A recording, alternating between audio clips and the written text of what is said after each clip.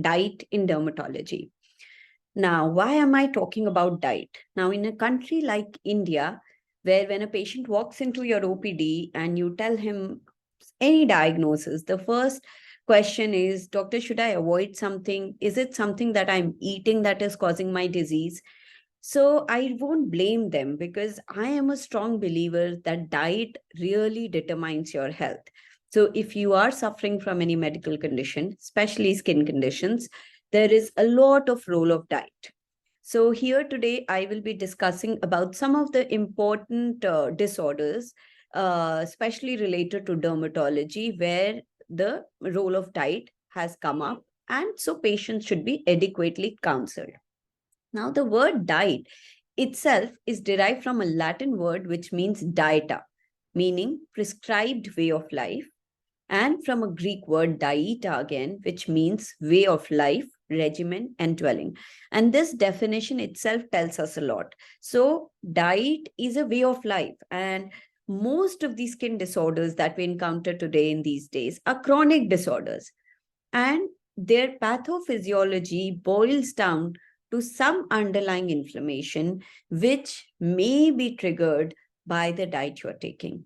So, as clinicians, we should be well aware of what are the different conditions where diet has some role to play. And accordingly, when a patient comes to us, we should counsel on that, because sometimes, along with medicines, when the diet and lifestyle is taken care of, a lot can be achieved.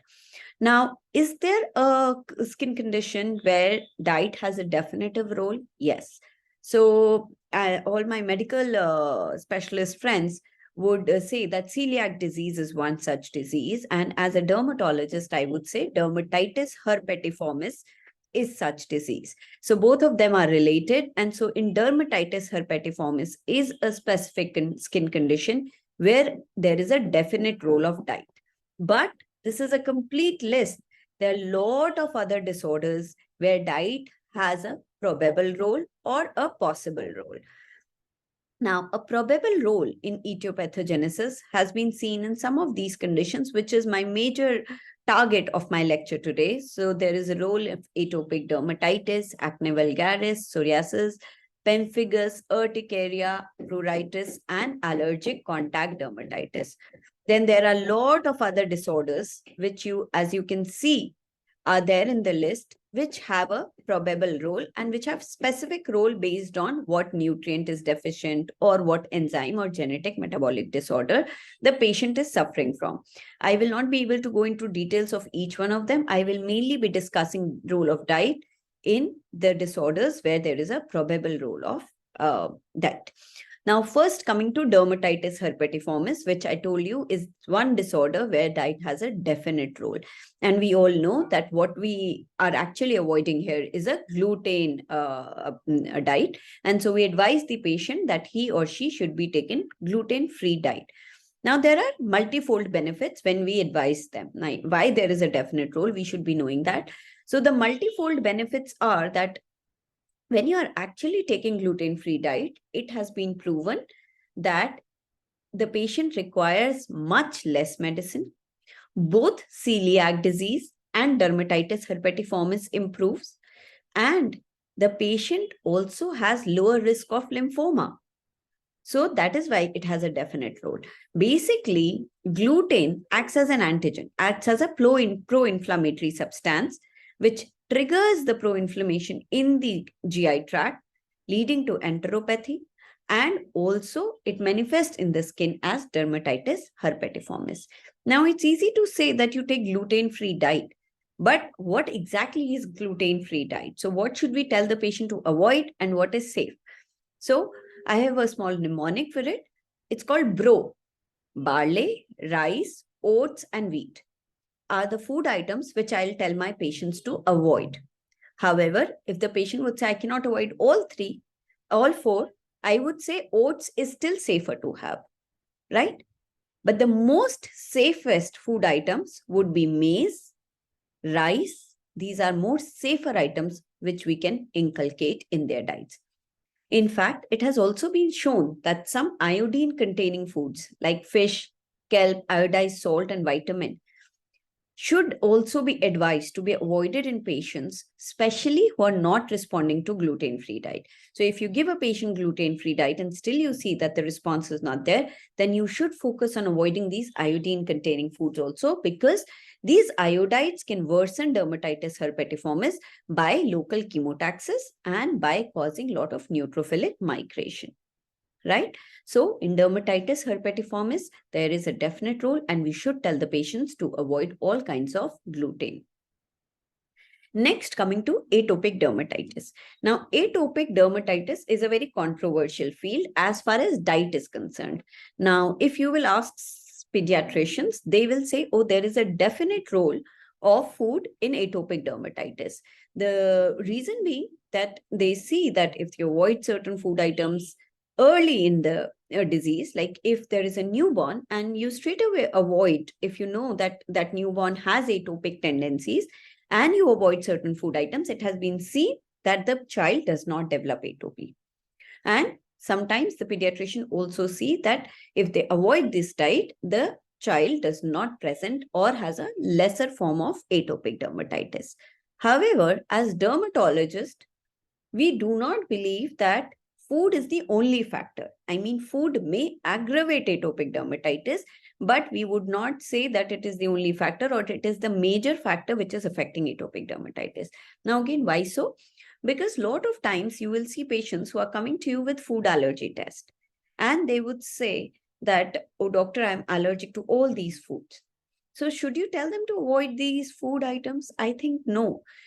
The food testing should more be on clinical basis. I mean, what we advise our patient is an oral provocation test, because we have seen a lot of times that even avoidance of those food items may not stop atopic dermatitis. So diet may have a role, but it is not definite. Just avoiding diet cannot stop atopic dermatitis. Now, again, here, what kind of diet to be avoided is judged by an oral provocation test. Now, I'll give you an example. Suppose a patient comes to you and say, doctor, I think when I eat egg or I eat fish, my itching increases and I get more dermatitis. So you will tell the patient that you should not draw conclusions like that. You have to do challenge with yourself at least 3 times. So, okay, you feel that egg is causing allergy, you avoid egg for a week. Then you try to take egg once and see if your allergy flares up. And the allergy should flare up within 2 to 6 hours of intake of that egg. Now, if that happens, you repeat the test. You do it a second time after 3-4 days. And then you do it a third time. If at all 3 times you feel that egg is causing or fish is causing allergic reaction to your body in terms of increased pruritus, increased redness, or increased manifestations of eczema, then yes, egg has to be avoided.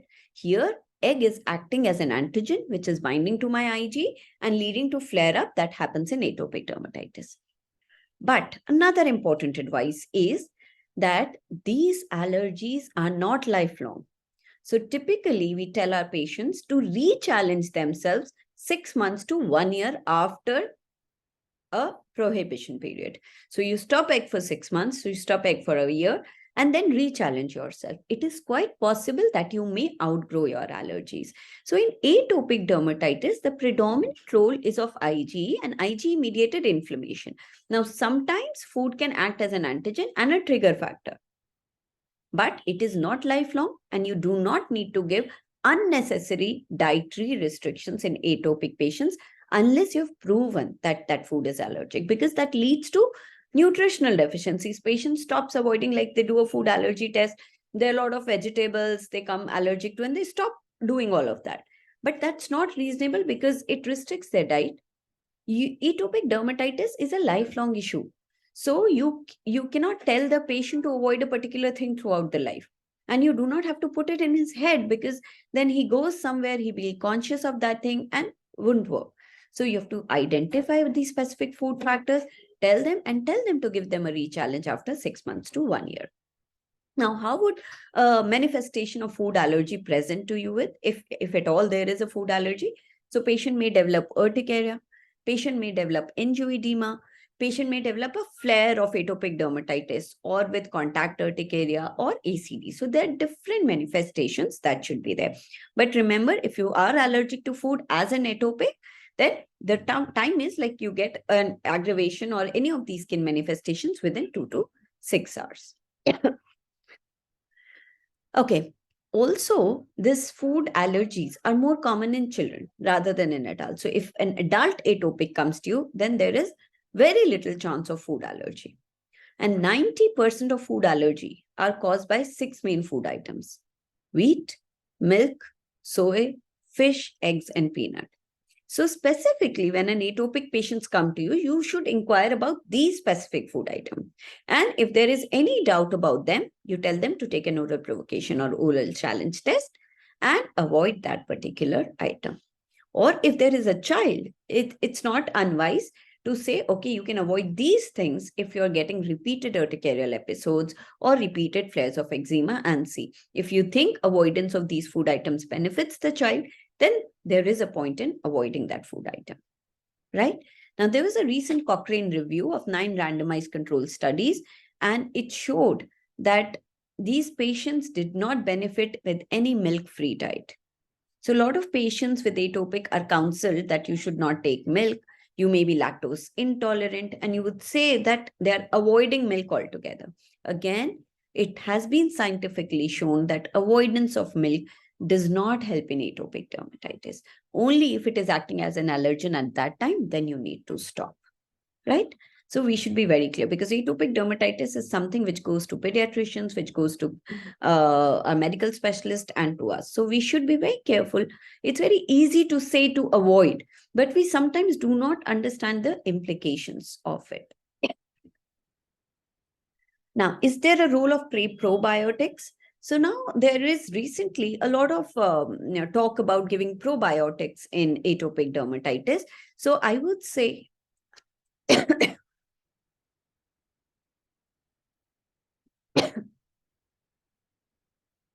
so recently there is a lot of talk about giving probiotics. I would say that we should, we can give probiotics, and the main aim of giving this is to avert the deviant microbe development, to strengthen the immature gut barrier, and to alleviate abnormal immune responsiveness. However, again, a Cochrane intervention review suggests they are not very effective for treatment of eczema, and sometimes, because probiotic is also a living organism that you're giving to the patient, it may carry a small risk of adverse events such as infections and bowel ischemia. So there is no definite role of probiotics, but it can be tried in some individuals. Coming to my favorite topic in diet, acne. Now, if you look at the literature, you would find hardly any articles on diet in acne. What is the role of diet in acne? Now, randomly, you would hear people say avoid chocolates, avoid sweets, but there has not been much scientific studies in the past to prove those. However, in current times, there are enough studies to prove that diet has a definitive role in acne. Now, how did we come to this conclusion? So now it was seen that acne was actually virtually absent in some non-westernized populations, such as Eskimos, Okinawas, egg hunter-gatherers, and Kitavan Islanders. So now, what was the difference? Obviously, genes will always have a role to play in acne, but we also know that acne is affected by a lot of environmental factors, and diet being one of them. Now, the diet of these populations was seen to be much more cleaner.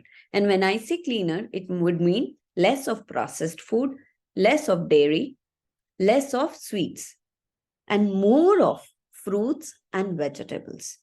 So it is seen that when a particular population practice a particular food habit, the incidence or prevalence of acne in them is virtually negligible. Thus proving the point that there is a definite, or I would say, I usually prefer to say there is a definite role of acne, of diet in acne. Now, this is just a brief pathophysiology of what happens in acne. Obviously, in the past, we used to talk about those 4 main factors, but now inflammation is central to the pathogenesis of acne. And this inflammation is being affected by epithelial hyperproliferation, hyperseborrhea, bacterial colonization. But if we look up in the table, we see presence of IGF-1 or insulin-like growth factor 1, which stimulates my mTOR pathway, leading to androgen access, stimulation of PPAR ligands, which leads to increased sebum production, increased inflammation, and thus leads to acne. So it is this IGF or insulin-like growth factor which has been found to have a role in acne pathogenesis, which tells me that diet would play a role. Because when you consume high glycemic content in the diet, loads of carbohydrates, sugars, you all know that it would lead to hyperinsulinemia and insulin resistance. Now, a lot of people sometimes say that insulin resistance should be proven on labs, but it is very difficult. But you can definitely look for signs of insulin resistance in patients, and that tells you that there is insulin resistance, and we should go back and think about avoiding food items which leads to increased insulin production. Now, this hyperinsulinemia or insulin resistance actually works on all the major pathways which led to acne. So one factor was there is increased keratinocyte proliferation or increased cornification of these ducts, sebaceous duct in acne. So it is seen that if a patient has insulin resistance, there is increased production of IGF-1, which leads to basal cell keratinocyte proliferation, which acts as a probiotic, which acts as a ligand for RXR, thus stimulating inflammation and thus leading to acne. Also, hyperinsulinemia or increased insulin is known to have a pro-androgenic effect. Now, again, we know in acne, we all know that definitely androgen increase or hyperandrogenism is seen in acne. Either it can be clinically or it can be there in the labs also. So it has been shown that high insulin actually leads to increased androgen synthesis, increased SHBG formation, and increased sebum production, thus determining the role of insulin in androgen level production. So here comes the role of diet in acne. Since high insulin can lead to acne by acting in various pathogenetic factors, it should be made note that diets which increase insulin production should be avoided in acne patients. And this typically includes, look at the last line of this slide, that it should, what are the food items that you should actually avoid then? Any kind of processed food, cereal grains, dairy, refined sugar, oil, and all of the processed food, they should be avoided, because all these food items lead to increased insulin production, which leads to acne. Another important dietary factor that influences the inflammation in acne is the intake of polyunsaturated fatty acids, whether you're taking omega-6 or omega-3. Now, it has been seen that increased consumption of omega-3 PUFAs, it may be therapeutic actually, but all these processed food, which is very commonly seen in westernized population, have more of omega-6 content in it. And that is why that is more pro-inflammatory, leads to more acne. And that is why we see more of acne in westernized populations, right? Now in India also, we are getting all westernized. We are moving on to more processed food. And that is why we see an upsurge of acne. And when you actually give dietary advice to patients, especially when an adolescent comes to you, there definitely diet would play a role, because if you give them a lifestyle change modification, it will help them to stop acne for a longer term. So what food items to promote? So diets which contain more of omega-3 PUFA, then you can use all kinds of fruits, vegetables, lean meats, fish, and seafood. So basically avoid oil, processed food, sugar foods, and dairy products. Next is psoriasis. Psoriasis, we all know, is a genetic condition with a lot of environmental factors, and one of the environmental factors is diet. Now, again, in psoriasis, which was earlier considered a disorder of the skin, we see a psoriatic march, where the inflammation from the skin has been shown to reflect on the inflammation of the body. And that is why we see that psoriasis is more common in individuals who have metabolic syndrome, or a patient who has psoriasis has a higher chances of developing metabolic syndrome. And so now when a psoriasis patient walks to us, it becomes our duty to explain them that how psoriasis leads to metabolic syndrome, or how metabolic syndrome can lead to further inflammation of psoriasis, which is called as a psoriatic march. Now, again, in psoriasis, it has been seen that incidence of psoriasis actually decreases in periods of insecure food supply. So a low-calorie diet actually helps in psoriasis patients. Here again, it has been seen very commonly that patients who are obese, who are overweight, who have insulin resistance have a higher incidence of psoriasis. So both of them share a common pathophysiology, that is systemic inflammation, or this state of inflammation called as metabolic syndrome. Now, if there is any patient of metabolic syndrome, we know diet has a role to play. We have to cut down on glycemic foods. We have to cut down on foods rich in high carbs or high sugar. So similarly, in psoriasis, you need to counsel this, because if there is systemic inflammation, it would lead to psoriasis. Even alcohol can aggravate psoriasis, and we should explain the patient about this. We have seen, as with acne, again, omega-3 PUFAs, which are present in fish and fish oil, are shown to have improved psoriasis by decreasing inflammation. So these supplements, if the patient can take fish, well and good. Otherwise, these supplements would actually help in any psoriasis patient. And again, reduction in food items, which leads to increase in glycemic index. There are few studies which have also proven that probably gluten also has a role in psoriasis, because but it is not like all patients of psoriasis should be told to avoid gluten. In some patients, it is seen that when they consume gluten-rich foods, it leads to a pro-inflammatory response in the gut, which in turn acts as a super antigen and manifests in the skin as inflammation. Also, there is a role of oxidative stress in psoriasis. So increased oxidative stress again leads to inflammation and more psoriasis. So it has been seen that if you consume fresh fruits and vegetables such as carrots and tomatoes, they may actually be beneficial in psoriasis because they have high content of carotenoids, flavonoids, and vitamin C. So a psoriasis patient should be told to consume more fresh foods, more vegetables, less food with high glycemic index. Then in psoriasis, a very, very important factor is, in psoriasis, there's a lot of scaling which is happening. So a patient is losing protein, patient is losing calcium. So that should be supplemented. And so a diet which is rich in proteins should be encouraged.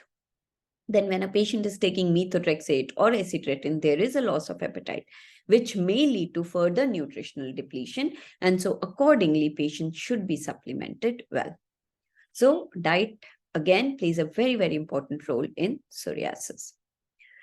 Next condition is pemphigus. Now, I would not say that diet has a very direct role, but we know that there are certain agents like thiols, thiocyanate, phenols, and tannins, which can lead to pemphigus in genetically predisposed individuals. So there is a type of pemphigus called as drug-induced pemphigus, which is caused by one of these agents. And then there are certain food items which have these. So if you are suspecting a drug-induced pemphigus, you should tell the patient to avoid the following food items. So in vegetables, it's mainly garlic, onion, broccoli, radish, cabbage.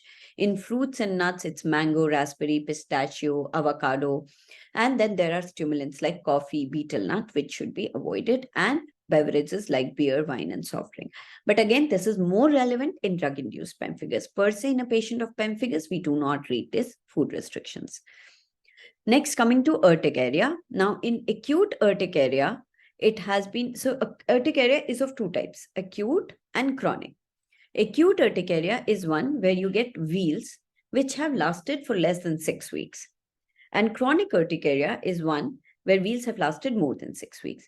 If the wheals have lasted less than 6 weeks, then we have 5 I's, which are important cause: infection, inhalation, ingestion, infection, and idiopathic.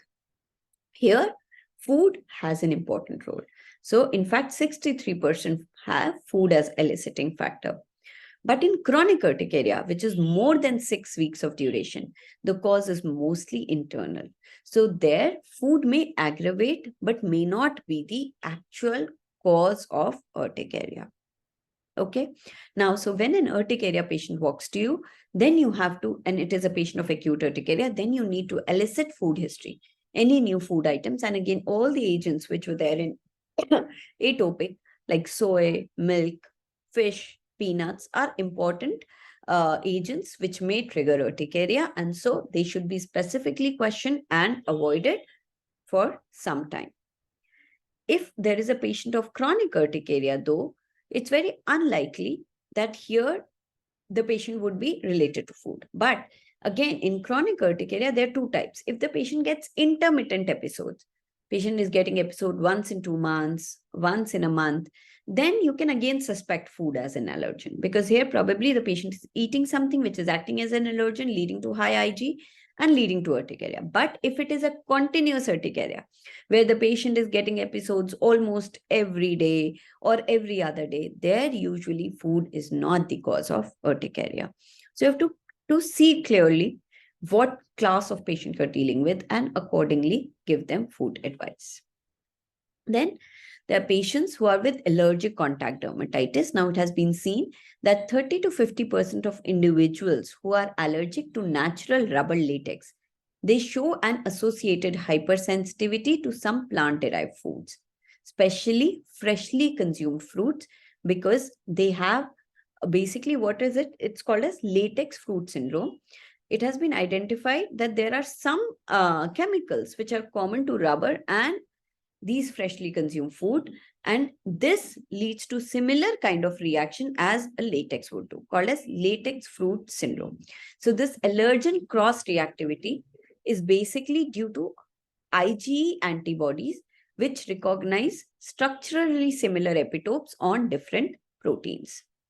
Now, the different sources in the plant which leads to this kind of an latex fruit syndrome are avocado, banana, chestnut, kiwi, peach, tomato, potato, bell pepper, and recently turnips, zucchini, and cassava has been associated with this syndrome. So, if you have a patient who's allergic to natural rubber latex, you might as well tell them to avoid these food items if they think that when they consume this, there is an increase in their dermatitis. Then sometimes patients who are nickel sensitive, there are a lot of allergic contact dermatitis patients who have allergy to nickel.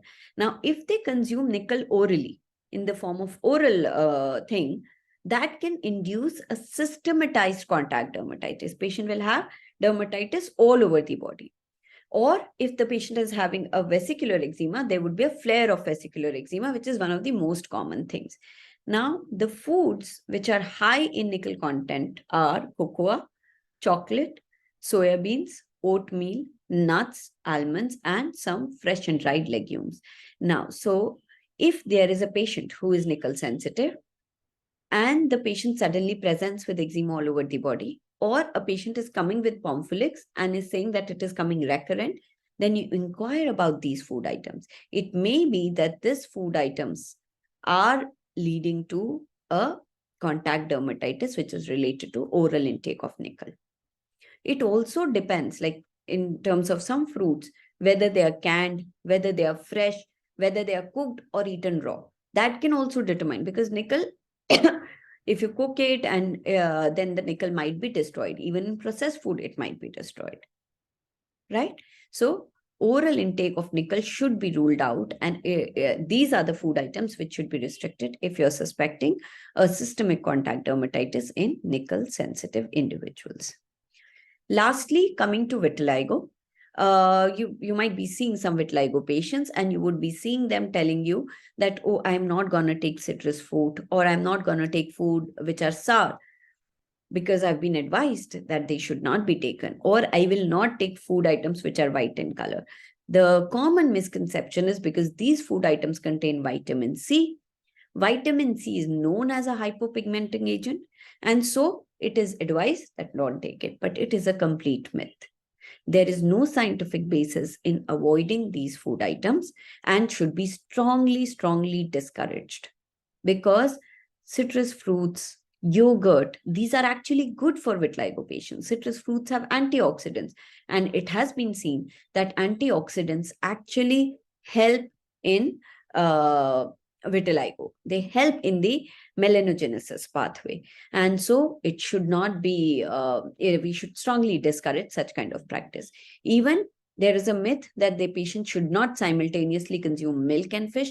Again, it's a myth and does not hold true, right? So these are some of the common disorders where diet has shown to play a role.